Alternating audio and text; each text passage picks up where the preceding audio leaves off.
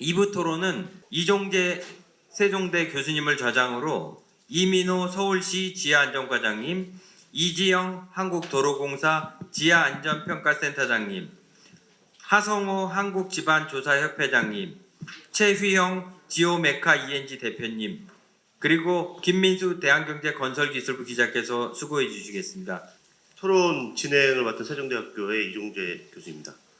아까 조성일 지금 국장님, 본부장님, 이사장님 아주 아까 보여주셨던 그 자료에서부터 지난 14년도에 석촌호수에 지하 함몰, 제반 함몰이 있은 이후에 15년도 지오서치 기술 국내에서 도입해서 시험 보여주시면서 그간 한 10년 정도 동안 특히 이제 2018년에 지하안전법에 대해서 이 발효가 되면서 시행되면서 공동 탐사가 5년에 한 번씩 그 하부 시설물 있는 경우에 지표조사는 1년에 한 번씩 이렇게 하게끔 되어 있고 최근에 이제 2차 기본계획까지 다시 발표되면서 그 점검 주기를 강화하고 이용 구간에 대해서는 지속적인 또 조사가 이루어지게 하는 등 여러 가지 시행들이 많이 이루어지고 있습니다. 왜냐하면 한 10년간 저희가 열심히 지하 공동조사 분야를 했지만 여전히 작년에도 연희동 사고도 있고요. 여전히 지하 사고, 함몰 사고가 계속 발생하고 있고 그에 따라서 더 심도 있는 기술 그리고 개발이 필요하고 그리고 또 국민들을 안전하게 만들기 위한 여러 가지 노력들이 이루어져야 되는 이런 중요한 시점에 이런 토론을 진행하게 되어서 굉장히 뜻깊은 자리가 되지 않을까 싶습니다. 각계 여러분들을 모셨고요. 토론자로 여러분들을 모셨는데 한 분 다시 한 번 더 소개를 드리겠습니다. 먼저 서울시의 지하안전과장님을 대신하여 이민호 팀장님 자리해 주셨습니다.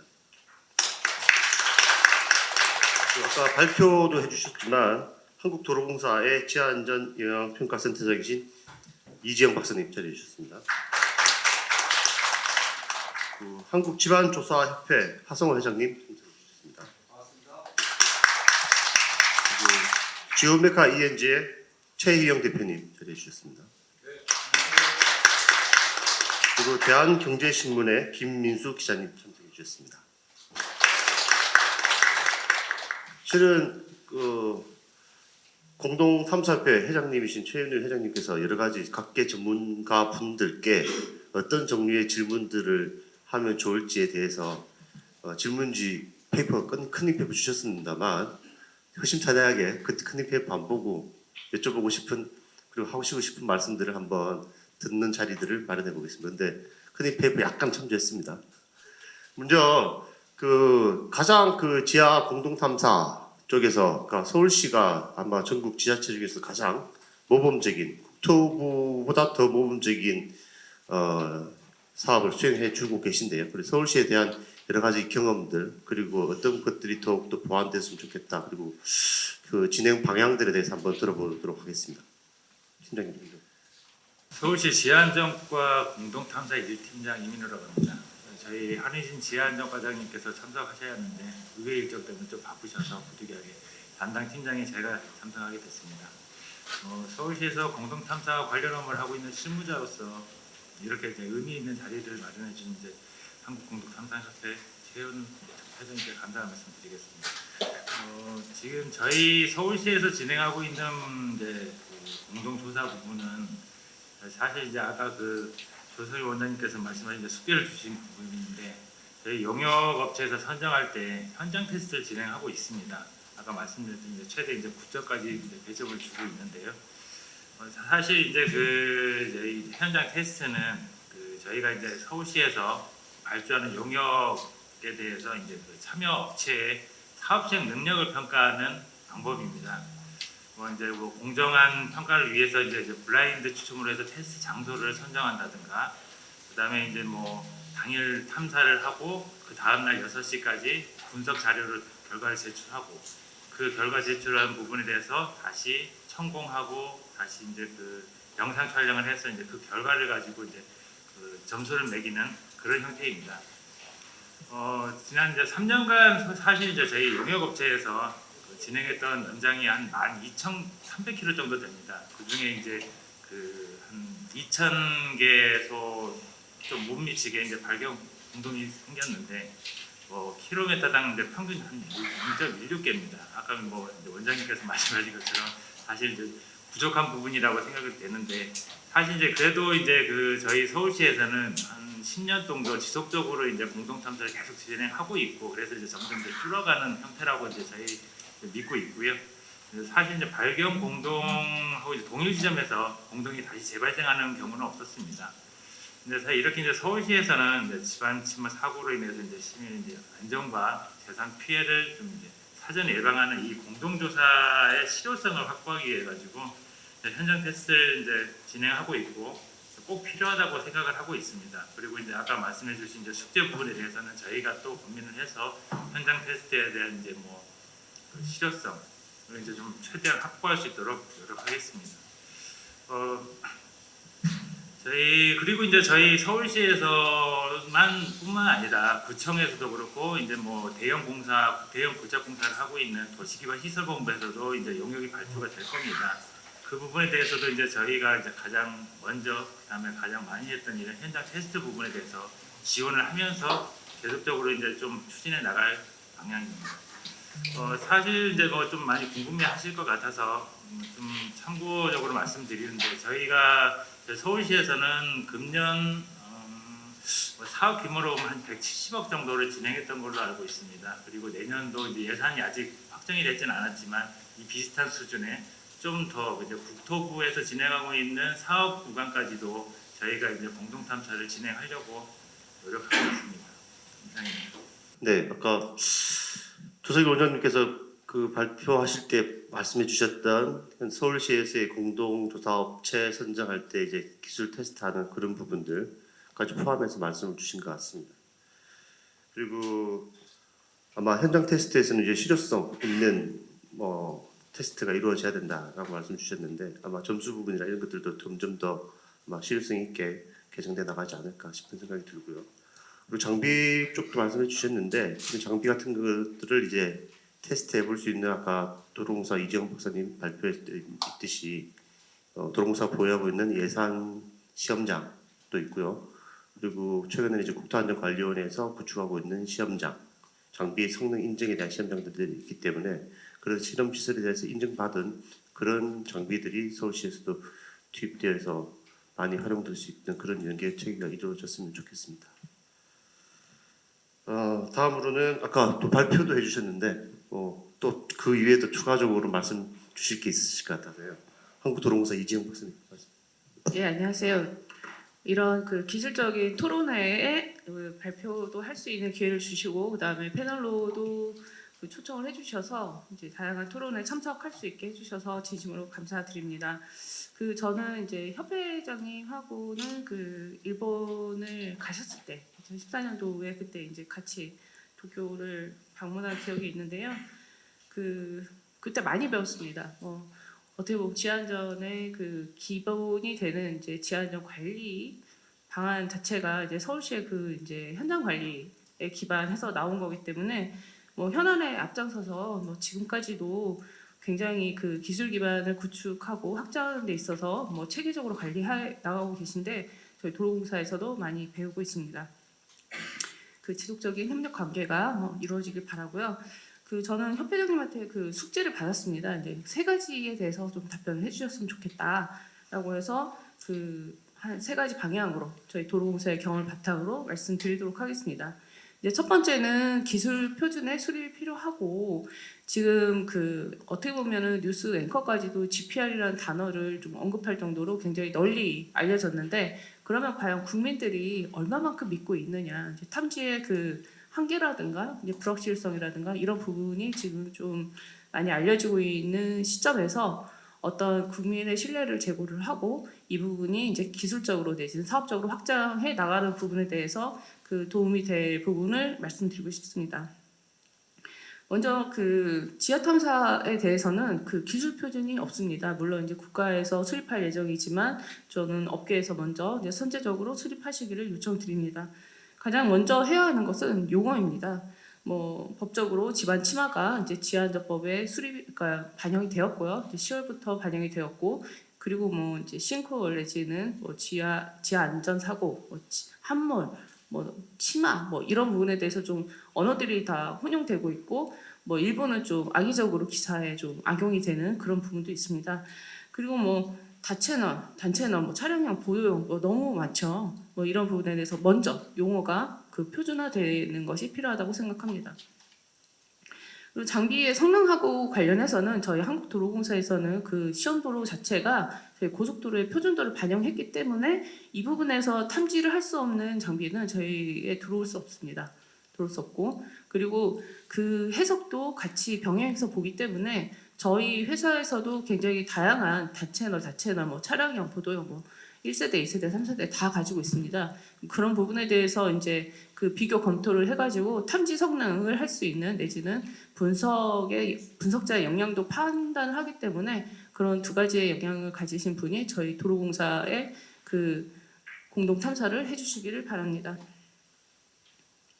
뭐 이 부분은 저희 업무 지침에 아까 소개드렸지만 장비의 소유 성능과 측정의 정밀 정확도를 현장 조건에서 검증을 해야 되는 그런 핵심 단계이기 때문에 그 정부의 의무에 앞서서 저희 시험도로 많이 활용하시고 그다음에 성능 검증하시기 바랍니다.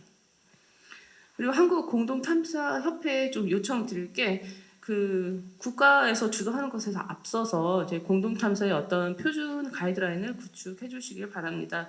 그 공사 유형별로 그 지하 탐사의 심도를 규정하고 심도 목표별 그 이제 사용해야 되는 그 GPR 장비의 그 어떤 주파수 내지는 그런 그 이제 탐사 방법에 대해서 그 예를 들면은 이제 차로 같은 경우는 이제 차로당 1차로당 한 번 이상은 조사를 해야 된다. 그리고 이제 뭐 휴대용 포터블이라고 한다면 그러면은 그 저희가 50cm 간격으로 되어 있는데 그 부분이 맞냐 틀리냐 이런 부분에 대해서 표준 가이드라인을 수립해 주시길 바랍니다.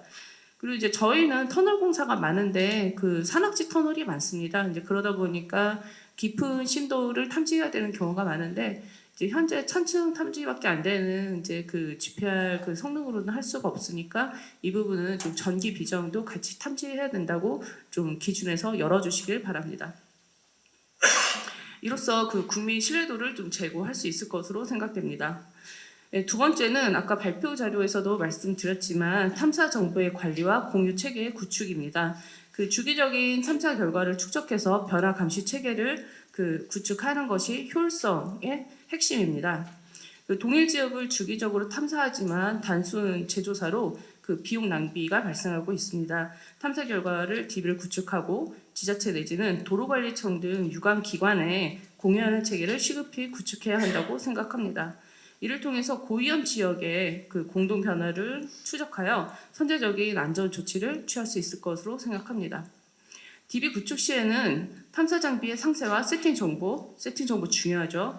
그리고 공동의 3차원적 크기와 위치를 포함하고 탐지의 신뢰도 등 좀 객관화다의 해석 결과를 포함하도록 표준화하고 향후 기술 개발을 위한 오픈 데이터로 활용하기를 기대합니다. 발표 자료와 같이 주기적인 모니터링 시에는 동일 장비, 동일 세팅을 원칙으로 실시할 것을 권유드립니다. 마지막으로 지하안전 관리 제도의 개선과 인력 양성 부분입니다. 그 업계의 건전성을 확보하고 정부 주도 기술 개발을 실질적인 성과로 연결하기 위해서는 제도 개선이 필요합니다. 이를 위해서 먼저 정부랑 업계의 역할 분담이 필요합니다. 정부 계획에 따라 인력과 장비 등록, 인증센터 및 검사기관 신설을 추진하면서 특히 공동탐사 결과를 정확하게 해석하고 평가할 수 있는 기술자 자격 기준을 업계에서 선제적으로 마련하시길 바랍니다. 장비 성능 검증 기준 마련과 더불어 지하안전 점검, 공동조사 표준 품셈에 따라 적정 대가가 산정됐는지 또한 이것을 준수하는지의 여부가 그 부실 탐사를 방지하는 그 기준이 될 것으로 생각합니다. 또한 정부의 스마트 지하안전 기술 R&D 사업에 업계에서 현장 데이터와 노하우를 적극 제공하여서 기술적 한계를 극복하고 융합 탐사 기술과 AI 기반의 자동 해석 기술 개발에 협력하기를 바랍니다. 한국도로공사는 국가 지하안전 관리를 지원하기 위해 이러한 제도 마련과 기술 표준화에 적극 협조하고 관련 인프라를 적극적으로 제공해 드리겠습니다. 이상입니다. 역시 짜여진 각본대로 제가 질문을 안 드렸더니 원래 짜여진 각본대로 질문을 주신 것 같아서 오히려 제가 지금 들으면서 막 적으면서 공부를 좀 해봤습니다. 그 몇 가지 뭐 내용 주신 것 중에서 제가 마지막 부분에 나오는 적정 대가 부분들 그리고 굉장히 중요합니다. 특히 이제 산업체 업계에서도 많이 오셨는데 실은 아까 그 발표 주신 내용 중에서 그 일본은 뭐 최대 2.2개까지 발견되는데 키로당 우리나라는 0.2개 정도 수준. 실제로 공동이 없어서 그렇게 발견을 덜한 것이냐 아니면 굳이 그 발견해서 뚫어서 일일이 메꿔봐야 돈 더 주는 거 아닌 것 같은데 뭐라고 그렇게까지 하느냐. 즉 발주를 할 때 대가에서는 최소한 몇 개 정도 찾아라라고 나오다 보니 굳이 더 많이 찾을 필요가 없는 현실 그런 부분도 있을 것 같습니다. 그러니까 그런 부분들이 보완이 되면 산업체 업계에서도 훨씬 더 환영받는 그리고 많이 찾아내는 그리고 선제적으로 또 대응하는 그런 이렇게 구축되지 않을까 싶고요. 아마 그리고 또 하나 제가 질문을 드려야 되나요? 아까 질문을 주실 것 같았는데 도로공사에서도 아까 발표 주신 내용에 보면 100km 정도 구간에 대해서 공동조사를 하실 거라고 그랬는데 실은 고속도로 같은 경우에는 도로 하부에 매설물들이 그렇게 지나가는 경우가 별로 없을 거 특히 하수관과 같은 것들은 별로 없을 것 같은데 그리고 위험 구간 100km 정도를 어떻게 선정을 하셨는지 그걸 알려주셔야 아마 여러 관련 회사에서 오신 분들 관심을 가지고 나중에 입찰을 하시지 않을까 싶어서 한번 여쭤봅니다. 예, 일단은 그 제2차 국가 지하안전 기본 계획에 그 국토부와 저희 그 도로공사에서 협의하에 그 이제 100km의 위험 구간을 선별을 했고 그 고속도로에는 그 뭐 영업소도 있고 그다음에 아까 그 잠깐 발표 자료에도 나왔지만 이제 송유관도 매립되어 있고 지하차도나 지하보도가 굉장히 많습니다. 이제 저희 시설물인 경우도 있지만 저희 시설물이 아닌 경우도 있고 입체도로까지 포함해서 그 제가 2020년도에 확인을 했을 때 그 점용되고 있는 것이 한 8,000개 정도, 8,000개 이상인 걸로 알고 있고 그 중에 이제 그 500mg 이상인 것만 이제 저희 지하안전 점검 대상이기 때문에 그 부분을 선별해낸 게 아까 이제 116개소 정도 되는 이제 그 지하안전 점검 대상이 있고 저희가 조사해야 되는 건 한 56개소 정도인데 그것도 이제 몇 년 전이죠. 그래서 그 100km에 대한 이제 선별 기준 당연히 이제 저희가 조사를 해야 되는데 아마 그 올해는 예산이 없고 아마 내년에 일부 예산을 반영을 해서 이제 용역으로 나갈 예정이고 또 여기 뭐 부족한 부분은 저희 자체 GPR 팀에서 그 조사를 할 예정인데 이번에 저희가 에이펙 관련해서 이제 현장 지원하느라 조금 바빴습니다. 그래서 아마 내년도 초가 돼야 지금 이제 예산을 짜고 있으니까 초가 돼야 이제 정확한 규모가 나올 것 같습니다. 이상입니다. 그리고 다음으로는 지방조사협회 여러 관련 기관들 회사들이 많이 협회에 소속되어 있는 것으로 알고 있는데 그건 산업계의 뭐 바람 또는 뭐 동향 이런 것들 같이 한번 말씀을 부탁드려보겠습니다. 예, 지방조사협회 하성호라고 합니다. 지방조사협회하고 지하공동탐사협회하고 약간 비슷한 개념이 있지만은 지방조사협회는 지방조사를 기본적으로 하는 회사들이 모여 있는 거고 지하공동탐사협회는 지방조사 중에서 세부적으로 들어가서 GPR 공동을 찾기 위한 GPR 탐사 운영 쪽에서 최근에 대두되는 그러한 분야인데 지방조사 같은 경우는 저희들 그 설계 기준이 기본적으로 돼 있고 그 1위 대가 그러니까 지방조사에 관련된 각 항목별 1위 대가 기준도 돼 있고 또 협회가 이제 생겨가지고 지방조사만 전문적으로 하는 어떤 입찰 설계 기준 이런 것들이 돼 있는데 그리고 조사하는 그러한 그 기준도 지하의 구조물 또는 지상의 건축 구조물 또는 뭐 SOC 구조물에 관련된 그 설계를 하기 위한 어떤 기술 기준을 따라서 하면 되는데 지하 공동을 찾기 위한 이런 그 기준들은 아직 정리가 지금 오늘 세미나를 들어서 여러 정부들이 또 이런 것들 저런 것들이 필요하다고 하시는데 그런 것들을 정립해야 될 시점이 있는 것 같습니다. 참고적으로 저는 광해협회에서도 일을 하고 있는데, 예를 들어서 광해협회 같은 경우는 광해 기술 기준을 광해광어공단에서 연구소에서 연구비를 할당해서 각 분야의 전문가들을 이렇게 연구 영역을 줘가지고 각 항목별로 기술 기준에 대한 틀을 만들어서 다 검수한 다음에 그것을 광해업을 하는 회사들한테 다 공유를 해가지고 기술 발전을 시켰고, 그걸 토대로 해가지고 기술 제안도 내고 또 시공할 때 또 설계할 때 어떤 기준을 만들어 놓은 상태이거든요. 그리고 그 광해협회에서는 회사의 실적 관리라든가 또는 어떤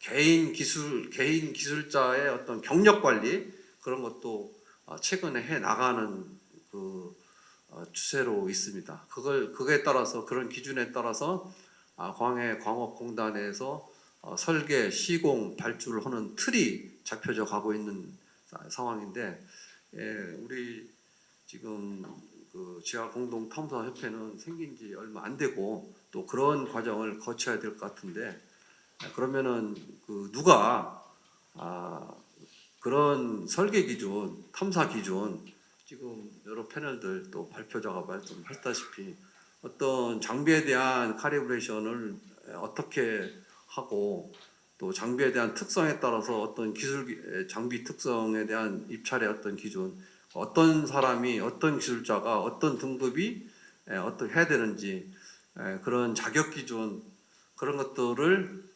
협회에서는 향후에 협회를 관리하는 상급 기관하고 협의를 해가지고 그런 것들을 틀을 만들어 가야 할 것이라고, 좀 이런 저희들 앞서간 협회의 어떤 기준을 스터디해가지고 따라가야 될 것 같습니다. 그리고 탐사를 하면은 공동을 순수하게 이제 찾기 위해서 저희들이 탐사 기술은 많이 서울시에서 탐사한 기술을 시초해가지고 공동을 찾고, 그런 것들을 계속 오픈해가지고 여러 회사들이 같이 공유해가지고 엄청난 기술 발전이 이루어졌고, 아까 발표자가 말씀하셨다시피 한국의 탐사기라든가 기술 이런 것들이 요청할 정도로 좀 상승을 해놓은 상태인데, 그러면은 그런 기술들을 누가 다른 지금 어떤 입찰에 들어가 가지고 어느 정도 상위에 올라온 기술을 가지고 있는 회사하고 그렇지 못한 회사하고 차별이 되는데, 그런 것들은 향후에 누가 주체로 해가지고 그런 교육을 이렇게 해가지고 전체적으로 지자체라든가 아니면은 각 앞으로 지하 구조물들이 더 생기면 더 생기지, 또 발생이 생기는 것들이 더 발생될 우려가 있기 때문에 그런 것들을 대처하려면은 기술교육 투자도 한국공동탐사협회 주관으로 해야 될 것이고, 그러면 저는 추가적으로 협회 측에 이런 것도 한번 생각해 주십사 하는 것이, 공동을 찾는 데만 찾아서 키로당 몇 개 찾았다, 그거보다는 그것도 이제 중요하지만은 좀 국토부라든가 이런 데에서 R&D를 이렇게 받으셔가지고 서울시 특히 이제 대도시에서 지하수하고 공동하고 아까 지금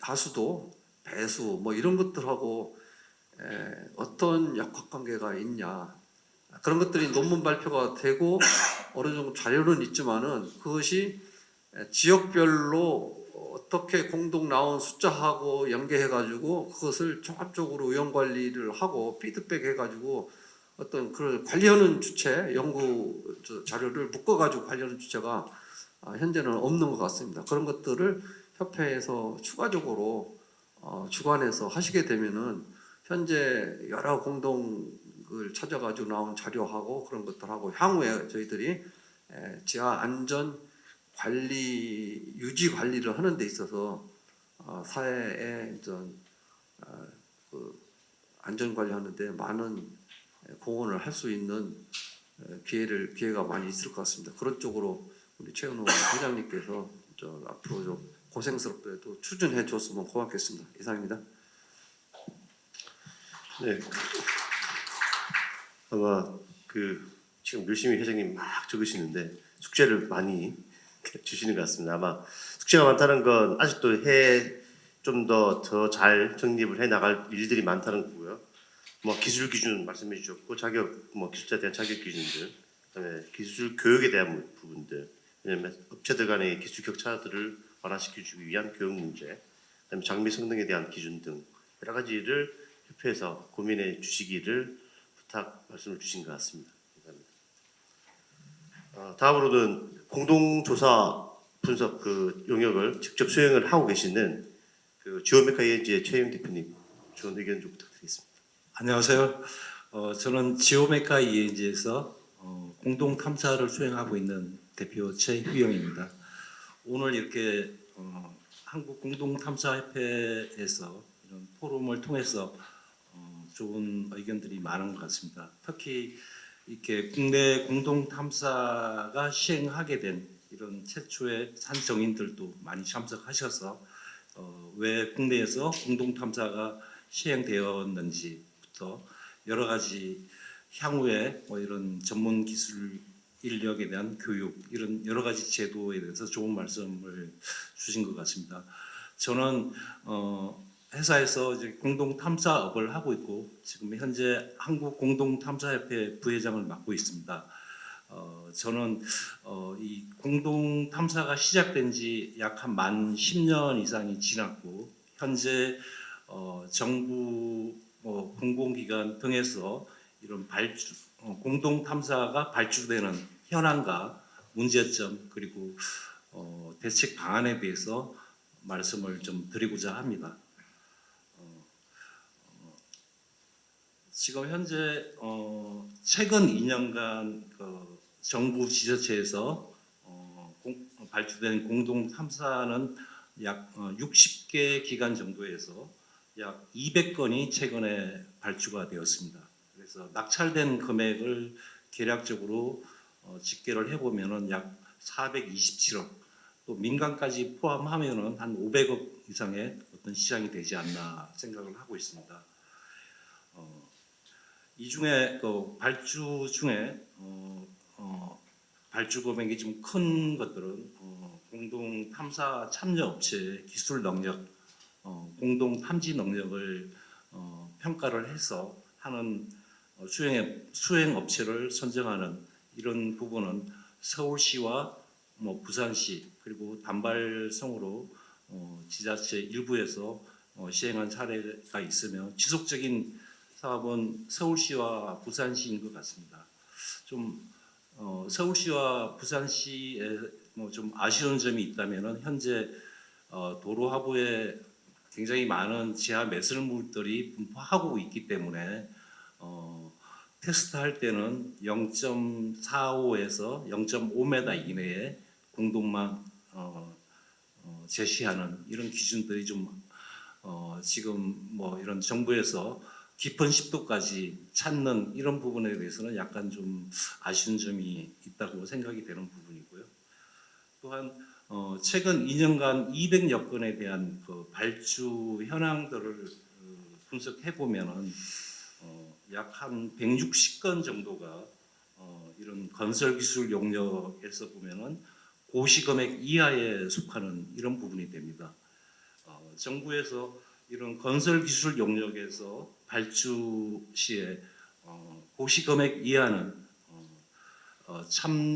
입찰 참가 조건에서 지역 제한 그리고 장비 보유 또는 장비 임차 이런 부분들을 다 열어놓기 때문에 실제로 공동 탐사업을 하는 입장에서 장비를 보유하고 또 많은 장비를 확보를 하고 이런 기술력을 키우는 입장에서는 굉장히 불리한 면도 사실 없지 않아 있습니다. 장비나 인력에 대한 투자를 하지 않고 임차를 했어도 이런 고시금액 이하 일들을 수주할 수 있다면은 그만큼 뭐 좋은 기회가 되지 않을까. 반대로 이렇게 생각하는 부분은 이런 공동 탐사를 전문적으로 하는 업체에서는 굉장히 어려운 이런 여건에 해당된다고 볼 수가 있겠습니다. 예를 들면은 200 서울시 자치구의 경우에 한 56건 정도가 발주됐는데 여기서 한 47건이 이런 지역 제한 또는 장비 보유 또는 임차 가능 이렇게 발주가 됐습니다. 여기서 한 25개 자치구에서 한 7개 자치구는 장비 보유를 명시하고 있지만은 나머지 그 자치구에서는 장비 보유 또는 임차를 허용하기 때문에 어떻게 보면은 GPR 탐사에 대한 공동 탐사의 기술 능력보다는 입찰 운에 따른 운칠 기사함이 이루어지는 이런 실정이기 때문에 앞으로 이런 공동 탐사 시장에서 많은 돈을 들여서 이런 시민이 운영하고 있는 도로에서 공동 발견을 많이 하지 못할 경우에 어떤 이러한 부분은 거꾸로 이런 공동 탐사업을 하고 있는 업체에 부담이 될 수가 있고 또 이러한 부분이 장기적으로 많이 활성화된다면은 이 업은 생존할 수 없다고 저는 생각을 하고 있습니다. 경기도도 마찬가지입니다. 경기도에도 20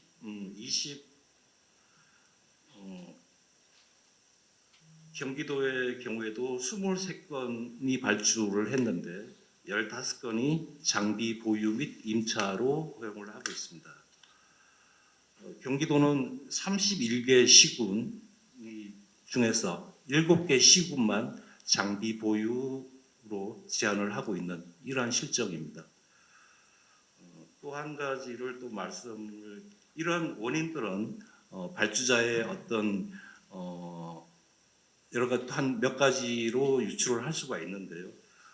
발주 기간이 해당하는 지역에 이런 집안 침하나 공동 함몰 사고가 좀 일어났던 이런 부분에서는 장비에 대한 보유성을 심각하게 받아들이고 또 한 가지는 발주자 담당자의 어떤 관심도일 것으로 저희는 생각을 하고 있습니다.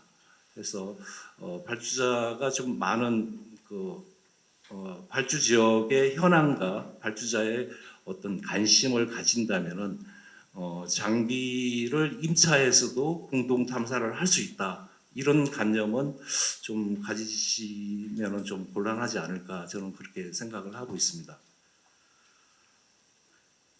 그리고 또한 저희 한국공동탐사협회에서 조사한 바면은 전국에 이런 GPR 탐사 장비를 보유하고 있는 업체는 전국에 한 46개 업체로 조사가 되었습니다.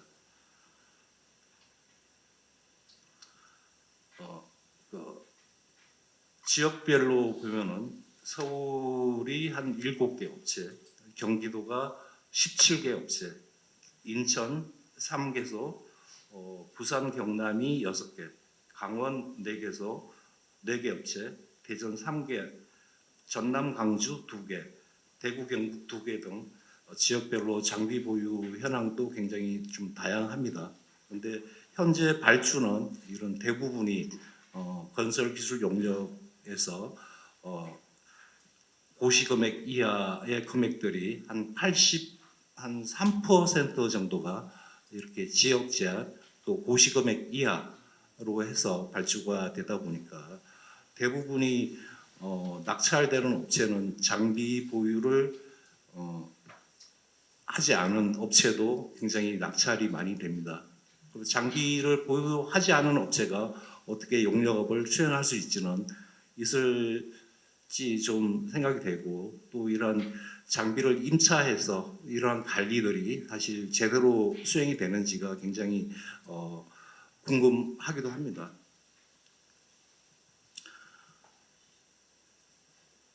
저희는 그래서 이러한 발주처에서 장비 보유 및 임차에 대한 이러한 조건들은 좀 신중하게 생각을 해야 되는 부분이 있고, 또한 이런 GPR 장비를 하지 않은 업체에서 용역을 수행하는 것에 대해서는 문제가 많기 때문에, 예를 들어 뭐 대구 경북이나 뭐 부산 아니면 전남 강주 이런 전남 강주 대전 이런 업체들은 뭐 장비 보유가 업체가 3개, 2개 업체, 뭐 대구 경북 2개 업체 이런 데서 모든 장비를 보유하는 업체는 그 정도 수밖에 안 되는데, 거기 지자체에서 발주되는 용역들을 다 수행할 수 있을지 이런 부분들이 상당히 의문이 되는데요. 이런 건설 보면은 이러한 그 발주에서 지역 제한을 수행할 수 없는 장비나 이런 가업의 특수성을 따라서 이런 업무를 수행할 수 없을 때는 이런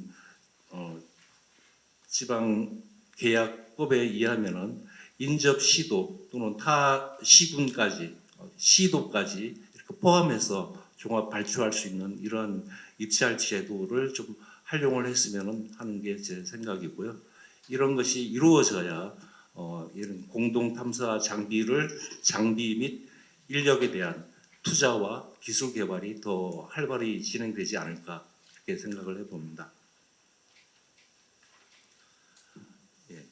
이런 그 공동 탐사는 일반적으로 이런 그 건설 기술 용역 중에서도 굉장히 좀 특이한 가업들입니다. 사실은 설계나 뭐 이러한 부분들은 육안으로 보일 수가 있고 확인할 수가 있지만은, 이런 지하 공동은 도로 하부나 보도 하부에 눈에 보이지 않는 일들을 하기 때문에 그 맡은 구간에 대해서 정확한 탐사를 하고 정확한 분석을 통해서 이런 공동을 사전에 방지하는 것이 가장 큰 목적인데, 탐사 장비나 인력 분석 기술 인력의 어떤 좀 미비에 따라서 찾지 못한다면은 본 가업에 대해서 어떤 업무를 완전히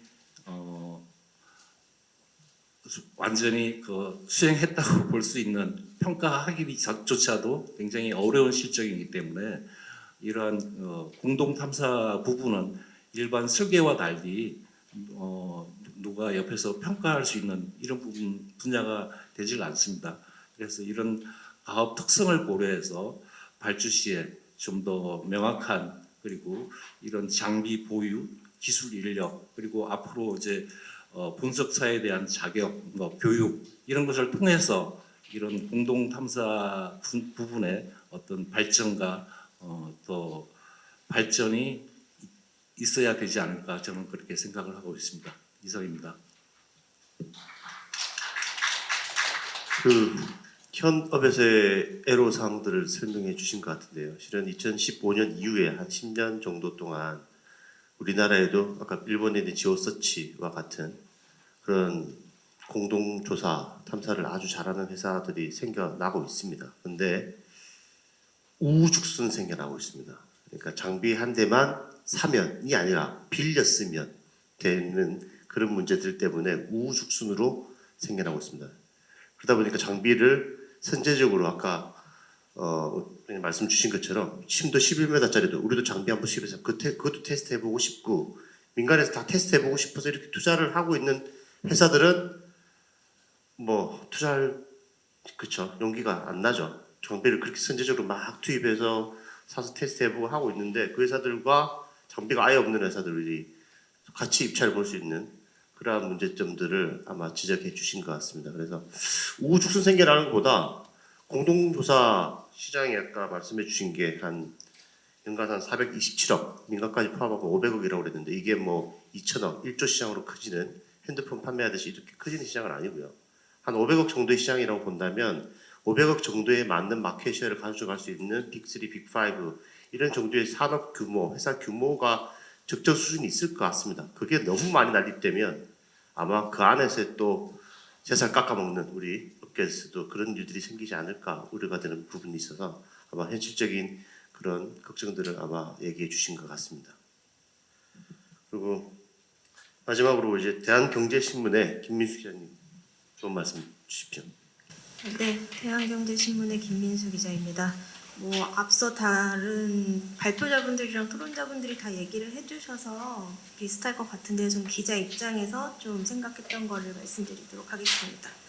그러니까 아까도 쭉 말씀 주셨는데 이제 공동 탐사를 할 때 이제 우리가 이제 일반적으로 사용되는 기술은 이제 GPR 기술이 유일한 것으로 보이는데요.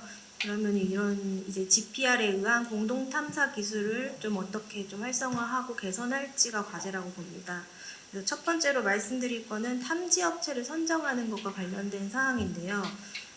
계속해서 말씀 주셨듯이 지금은 또 장비와 전문 인력을 이제 갖춘 업체들이 이제 선정돼야 되는 게 상식적임에도 불구하고 장비를 가지지 않은 이제 임대업자나 그런 분들도 이제 기술력보다는 저가로 이제 입찰에 참여해서 수주를 하는 경우가 있습니다.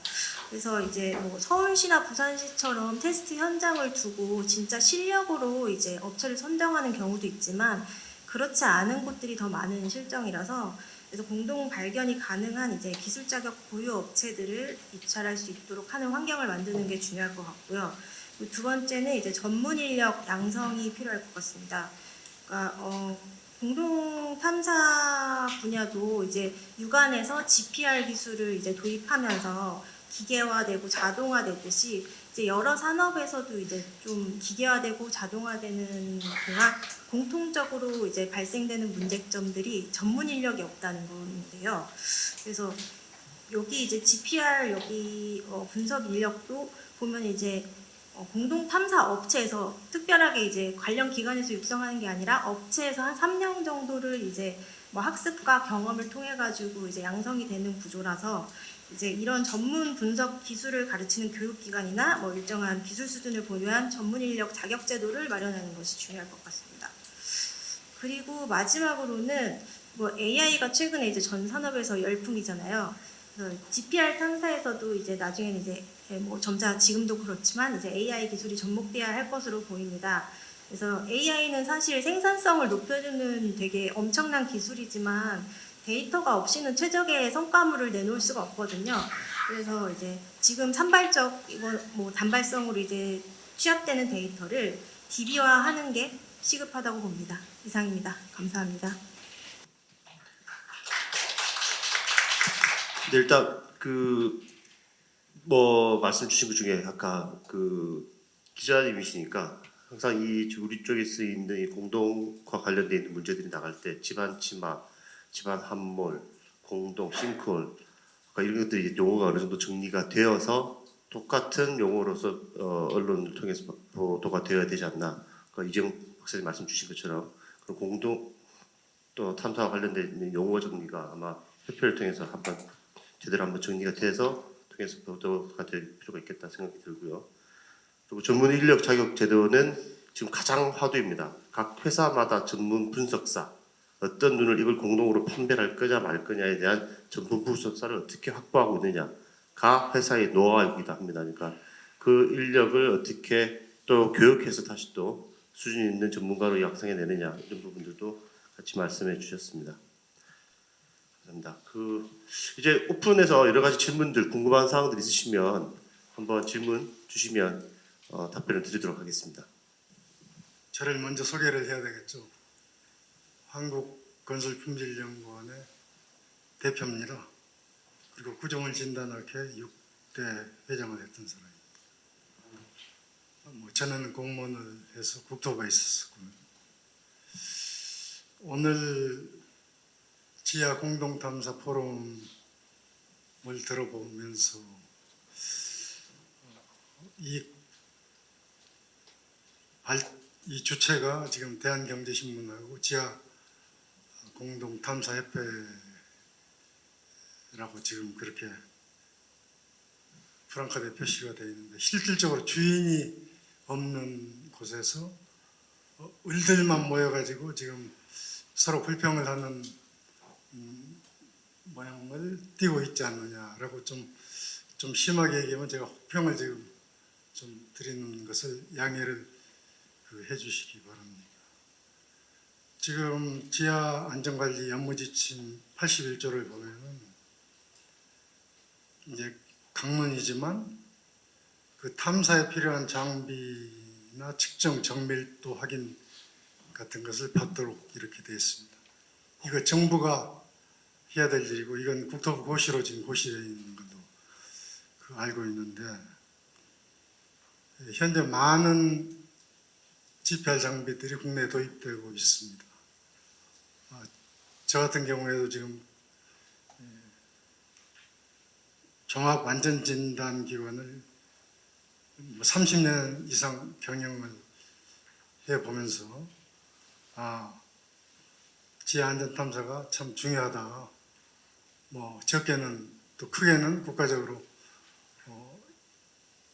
이북과 대치하고 있기 때문에 이제 땅굴 같은 그런 부분의 문제에서 공사장 안전, 요즘 화두로 되고 있는 정말 시설물 안전 같은 여러 군데 미친 영향이 큰데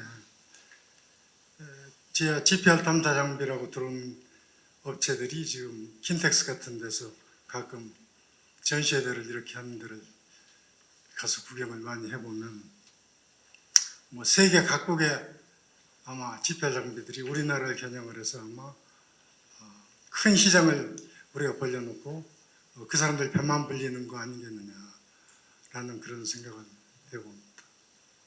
제가 공무원 시절에도 국립건설연구소에 미수출입은행이라고 하는 핵심 장비를 도입을 했던 적이 있습니다. 모파상들이 가진 비사 여부와 스펙을 고급 스펙을 제시를 하면서 그 대일 청구권 자금으로 받아놓은 그 돈에서 장비를 들여오는 걸 소위 오파에서 판매하기 위해서 끊임없이 드나드는데 그 사람들은 기술자가 아니고 그 회사에서 장사꾼이에요. 한마디로 물건 팔고 먹고 튀면 나중에 AS가 전혀 없는 거예요. 그래서 혹시 우리 GPR 장비도 정말 계량법에 의한 어떤 통제도 없이 뭐 측량기처럼 무한정하게 국내에 반입된 그런 장비가 아닌가 싶어서 검증을 어떻게 하는지를 저도 이제 한번 살펴봤었는데 측량법에 의해서도 지금 제가 알기로 검증을 할 수 있도록 제도적인 장치가 되어 있고 아마 국립지리원에서 관장을 하고 있는 걸로 알고 있습니다. 근데 지금 국립지리원은 말단 국토부의 기관이 되다 보니까 GPR 장비와 관련해서는 전혀 나 몰라라고 하고 검증 같은 업무를 하고 있지 않는데 사실은 성균관대학에서 GPR 장비를 검증할 수 있는 제1호의 그 검증서를 받았어요. 성대가 검증해주는 기관으로서. 그래서 이제 그 말씀을 좀 줄여서 얘기를 해보면 무차별적인 GPR 장비들이 들어오는데 검증이 절대로 안 되고 있고 그러한 장비들이 지금 있는데도 불구하고 우리 업무 지침에는 점검에 필요한 장비가 정확도를 검증 사용하여야 된다로만 되어 있습니다. 그래서 장비를 갖고 있는 것이 뭐 사실은 큰 어떤 권리인 양 장비 가지고 있는 큰 업체들끼리 뭉쳐서 우리 장비 있으니까 검사하려면 해보십시오 라고 이제 그렇게 얘기하는 것은 당연지사이고 이제 그게 어떤 산업이든지 그런 식으로 이제 이루어진다고 이렇게 봤을 때 저는 달걀이 먼저냐 닭이 먼저냐라고 이제 생각을 해보면 답이 없듯이 장비 검증부터 제대로 된 장비가 국내에 도입돼서 그런 장비로 지하 탐사를 하고 있는지부터 먼저 살펴야 됐을 텐데 갑작스럽게 지하안전법이라는 걸 국토부의 신생기관인 시설안전공단이 이 법을 도입을 해서 지하안전법을 만들었습니다. 제가 이제 공직 시절에는 독립기념관 화재 때문에 만들어진 기술진흥법이라고 이름 바뀌어진 기술관리법을 제가 전담해서 만들었었습니다. 뭐 히트법도 제가 관여를 많이 해서 그 법령도 만들었었는데 지하안전법은 제가 내용을 모릅니다. 그래서 지하안전법을 관장하는 그런 부서에서 미리 그런 걸 다 검증을 해서 소위 우리 시장에서 팔고 있는 소고기 몇 그램 파느냐라고 하는 그런 저울도 다 도량법에 의해서 검증을 받아서 소위 그 오차 범위 내 검증이 되면 그 장비를 가지고 물건을 팔 수 있도록 그렇게 제도화가 되어 있습니다. 그래서 그런 것도 사실은 오늘 같은 그 포럼에서 사실은 얘기가 돼서 그걸 과연 검증기관을 어디로 정할 것이냐. 저 구석에 있는 국토안전 관련 진주까지 가서 그 검증받으라고 그러면 아마 수도권에 있는 업체들이 다 싫어할 겁니다.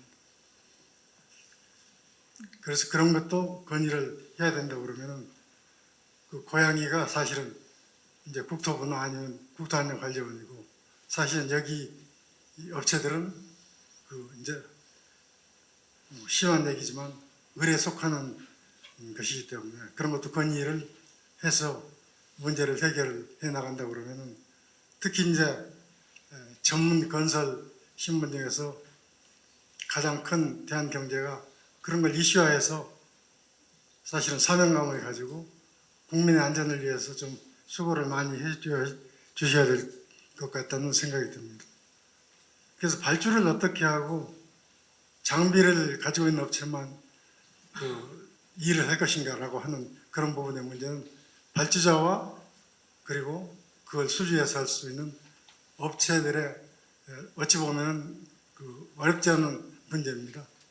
일을 잘하는 업체는 수의계약으로 받아서 일을 할 수 있도록까지 아까 조성일 우리 전 서울시 종합건설본부장 말씀처럼 잘 그 쥐를 잡을 수 있으면 까만 고양이면 어떻고 하얀 고양이면 어떻겠습니까? 그래서 그렇게 자신 있으면 선정해서 가 관장하고 있는 관리 주체의 경계 안에 있는 시설물에 공동이나 함몰이나 땅꺼짐이 생겼을 때 과연 어떤 업체가 그 일을 할 것인가라고 하는 그런 부분의 문제는 어떤 그 경제적인 부분의 문제보다도 국민의 생명과 안전과 관련된 그런 업무이기 때문에 아마 수의계약을 줘도 국회나 감사원에서 그걸 따지지 않을 거라고 저는 그렇게 생각이 들고 대가 기준의 문제도 사실은 대가는 그간에 많이 집행해 보셨으면 집행해 보셨던 걸 통계내서 폭을 얼마로 할 것이냐 규모에 따라서 아마 대가 기준을 정해서 적용을 해 나가면서 그건 고쳐 나가면은 발전건설의 예산의 범위 내에서 그 집행이 된다고 그러면 전혀 문제가 될 거라고 생각이 안 됐기 때문에 우리가 여기서 짚어야 될 그런 부분의 문제는 사실은 그 국토부에 건의해서 지하 공동 탐사를 앞으로 어떻게 장비를 검증을 하고 또 어떤 장비가 없으면 우리가 조사할 수 없으니까요. 그래서 업체 선정하는 문제랄지 대가 기준의 문제는 그 차후의 문제로 그 다뤄주셨으면 그런 생각이 듭니다. 큰 잔치를 벌이셨는데 제가 뭐를 끼얹는 소리 같은 걸 하게 된 것을 대단히 죄송하게 생각을 하고 뭐 나중에 강론적인 그런 부분의 문제는 또 여기서 수기를 하시면 될 거라고 생각이 들어서 여기서 말씀을 마치겠습니다. 감사합니다. 네,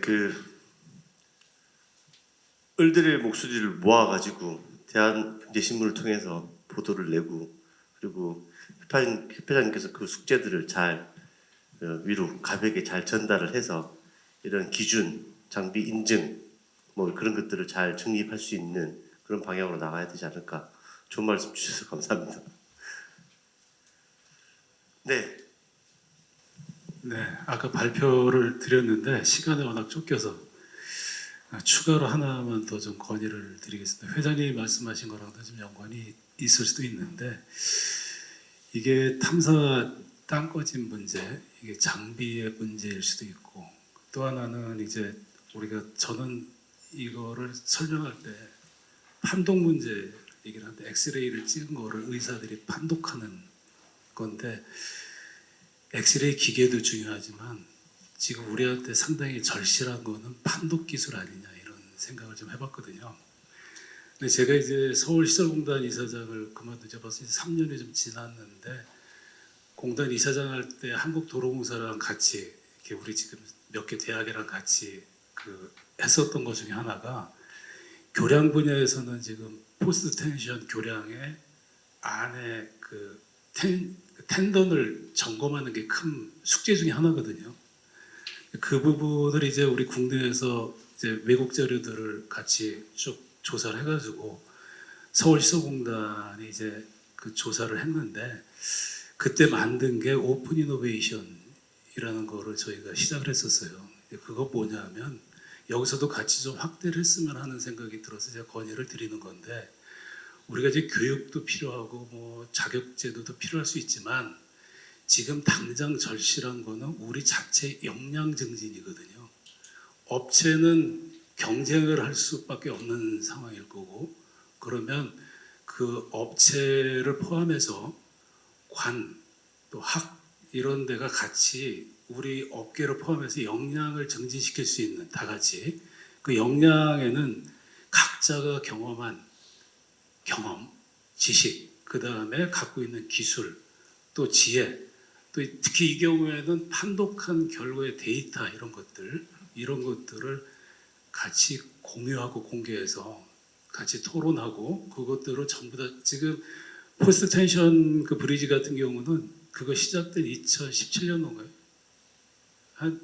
그때 시작한 이후에 현재까지가 서울시설공단 홈페이지에 모두가 공개가 돼 있어요. 그 자료가 모든 게 일체 공개가 돼 있는데, 그런 제도를 우리 협회랑 예를 들어서 서울시나 아니면은 한국도로공사 같은 데서 이렇게 오픈 이노베이션 그 팀을 좀 만들어서, 우리가 각자 발전하는 것도 좋지만 이 분야는 좀 우리가 같이 힘을 합쳐서 좀 같이 우리 자체 역량을 갖다 증진시키는 게 필요하지 않느냐. 그러니까 저 같은 경우도 이게 좀 어렵다고 생각하는 게, 교육을 좀 강화해야 되겠다 그러는데, 사실은 교육시키는 사람도 없을 수도 있어요. 이 분야에 대해서 정통한 사람들이 많지 않을 수 있다, 우리한테 아직까지. 저도 포함해서 마찬가지입니다만. 그래서 우리가 좀 스스로 역량을 증진시키는 방법으로 그 경험이 좀 우리 국내에 좀 있어요. 지금 대학이랑 이렇게 같이 있으니까, 서울시나 한국도로공사 다 있으니까 이 분야도 오픈 이노베이션 방식을 한번 좀 도입해서 그 역량을 좀 증진시키는, 자체적인 역량을 증진시키는, 특히 장비, 그 다음에 장비보다도 판독 기술이라든지 이런 것들, 다시 한번 얘기하지만 기술, 경험, 지식, 지혜, 데이터를 같이 나눠서 같이 토론해서 같이 스스로의 역량을 높일 수 있는 그런 걸 좀 건의를 드리고자 합니다. 이상입니다. 네, 굉장히 좋은 말씀이십니다. 실은 말씀 주셨던 그 오픈 이노베이션이라는 것이 지금 현재도 계속 지속적으로 계속해서 열리고 있습니다. 그리고 그건 이제 서울시설공단뿐만 아니라 관련된 파트너인 교량 및 구조공학회 각 파트너십을 맺고요. 매번 같이 전문 그 분야, 교량 분야 또 구조 분야에 대한 전문가분들을 모시고, 아마 텐덤 파단부터 시작해서 쭉 이어져 왔던 것들이 조금 더 확대되어서 서울시에서 관리하고 있는 교량들에 대해서 낙석 생기는 문제, 뭐 이런 것들, 그러니까 북락 생기는 문제, 이런 것들까지 다 포함해서 점점 더 발전해 나가고 있는 그런 오픈 이노베이션 프로그램입니다. 그러니까 그것 온라인으로 한번 들어가 보시면 아마 한 200여 분의 업계, 학계 여러분들이 동시에 접속하셔가지고 그걸 늘 듣고요. 그다음에 오픈 이노베이션에서 발표됐던 주제와 토론되었던 것들은 온라인에서 공개되어서 다시 또 볼 수 있습니다. 그러니까 그런 거는 아마 공동탐사협회에서 관련된 학회와 같이, 그리고 도로공사 관리기관들과 함께 그런 이노베이션을 한번 구상을 해보시는 것도 아주 좋은 기회가 될 것 같습니다. 네, 감사합니다. 또, 네.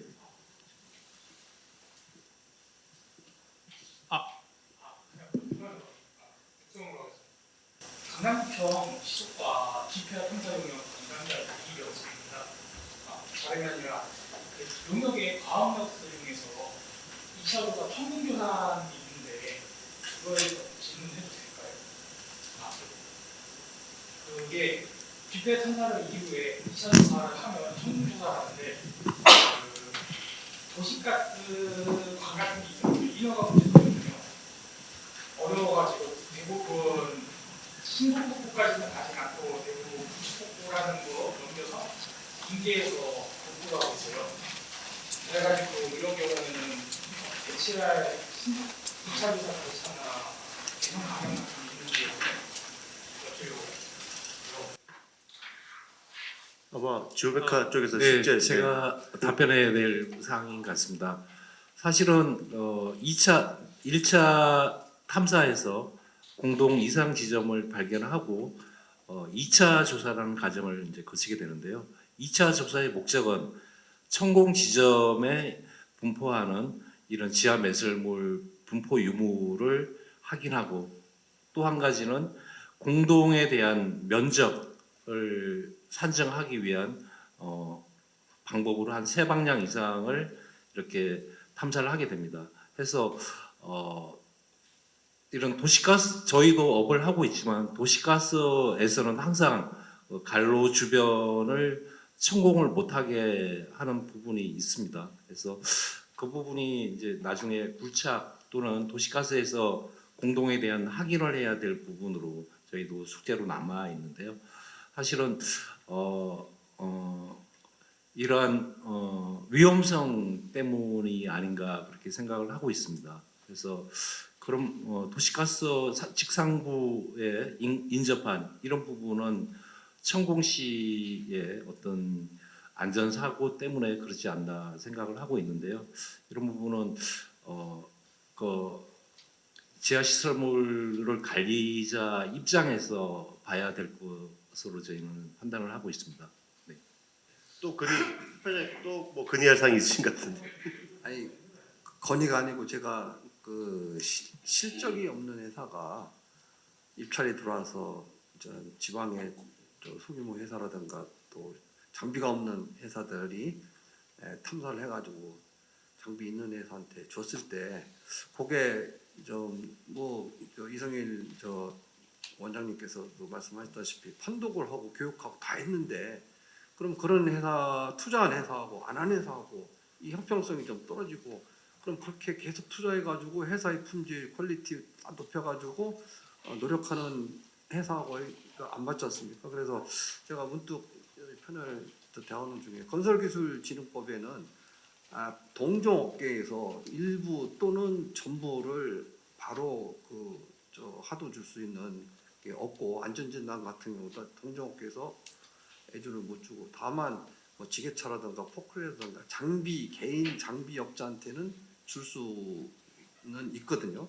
그러면 우리 GPR 탐사 같은 건 역사가 얼마 안 됐지만은 GPR 탐사를 하고 장비업체가 또 그것을 탐사한 회사가 분석하고 그것을 분석하는 분해는 정도가 보통 쉬운 일이 아니기 때문에 그런 것까지 해야 될 것을 다른 것을 몰아가지고 전체를 하도 주는 그러한 일이기 때문에 그런 것들은 건설기술진흥법에 상위 기관에 그 법적인 유권 해석을 해서 그런 것들이 정부 강남구청에서도 오셨지만은 그런 것들이 현재는 이루어지고 있지만은 앞으로 그게 법적인 것이 문제가 되지 않나 그런 것들 좀 한번 공식적인 유권에서 받아가지고 처리하면은 공정탐사협회 회원사들이 좀 더 단결되고 또 기술 발전을 투자하는 그런 계기가 될 수 있을 것 같습니다. 참고로 말씀드렸습니다. 이제 뭐 시간이 어느 정도 돼가지고 그 클로징 멘트 하나 정도 하고 마치도록 하겠습니다. 2014년 이후 15년부터 해서 한 10년이 이제 흘렀습니다. 그 10년이 흐르는 동안에 회사들도 많이 생겨나고 전문 분석사들이 수준도 어느 정도 성장을 하고 있습니다.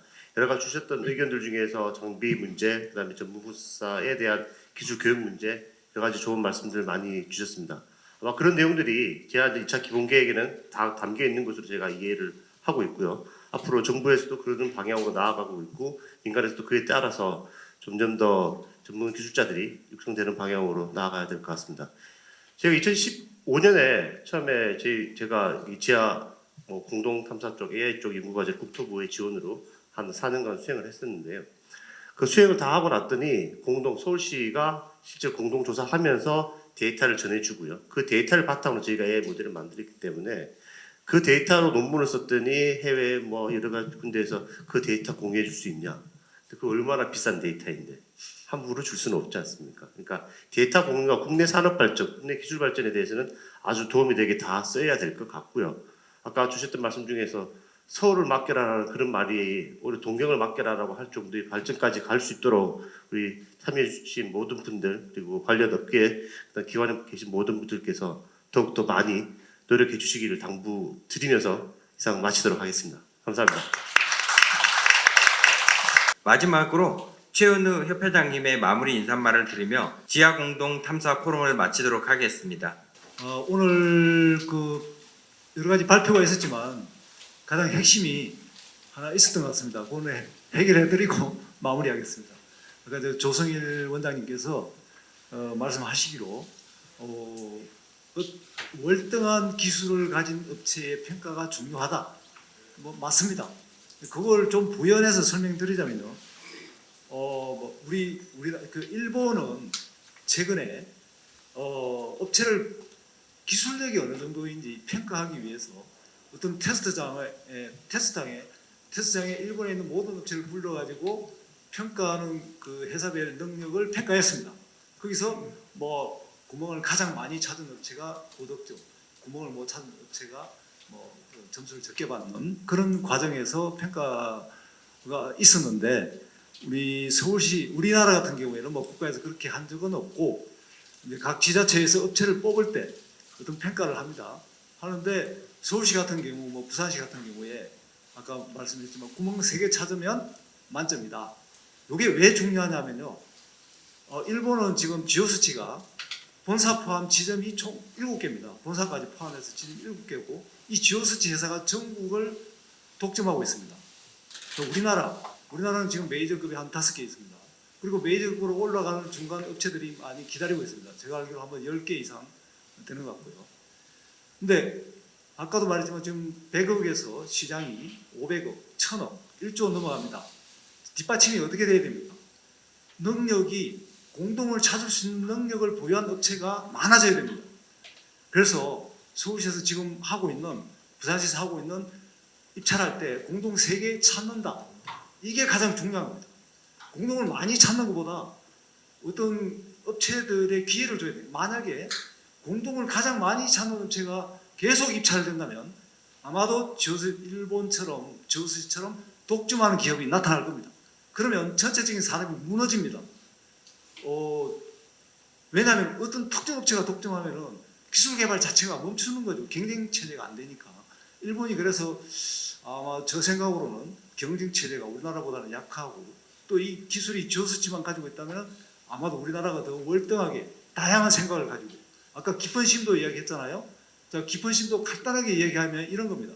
2m보다 깊으면 깊은 심도로 가는데 탐사 장비가 아까도 우리 김상욱 전무께서 이야기했지만 저 심도는요 장비 자체가 거대합니다. 속도 낼 수가 없습니다. 그리고 좁은데 한 곳에 머물러서 또 탐사할 수 있는 또 GPR이라는 특성이 이동하면서 탐사를 하는 거지 한 곳에 정체한 상태에서 그대로 있는 상태에서 조사하는 그런 장비가 아니거든요. 기술적으로. 그래서 저주파를 해서 깊은 심도를 탐사하기 위해서는 현재까지는 일단 장비가 거대해져야 되고 굉장히 문제성이 있습니다. 그런데 우리나라처럼 경쟁체제를 갖추면 언젠가는 해결됩니다. 그래서 그런 경쟁체제를 갖추기 위해서는 서울시나 부산시 같이 어떤 능력, 찾을 수 있는 능력 업체를 일단 뽑고 그 중에서 어떤 업체가 되든 이런 업체들을 뽑았어야 많은 경쟁체제가 생긴다는 것은 확실하거든요. 그리고 지금 장비를 가지고 있는 업체들도 희망을 갖고 계속 또 투자도 하고 또 입찰에도 참여하고 그런 거를 하기 위해서 제가 한국 공동탐사 협회를 맡으라고 해서 흔쾌히 맡았고요. 지금까지 특정 업체에서 저한테 하자는 거를 저는 안 하고 있습니다. 다수 업체를 대상으로 이렇게 이제 이끌어 나가고 있고요. 그리고 이제 이번 포럼이 아마 지난 5월달 포럼보다 훨씬 진일보했습니다.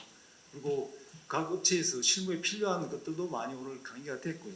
뭐 발표가 됐고, 그리고 다음에도 계속 지속적으로 해 나갈 것이고, 국가기관이 오늘 여기 안 왔다고 해서 뭐 주인이 없다 이런 거 조금 좀 제가 볼 때 아닌 것 같고요.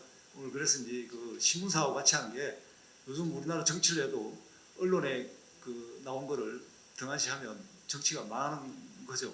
그래서 이제 우리도 언론사하고 같이 해서 이런 목소리를 내면 당연히 이제 뭐 정부 정책으로 제가 볼 때는 갈 거라고 생각합니다. 그 중단 없이 앞으로 이런 행사, 이런 자리를 계속 가질 예정입니다. 이상입니다.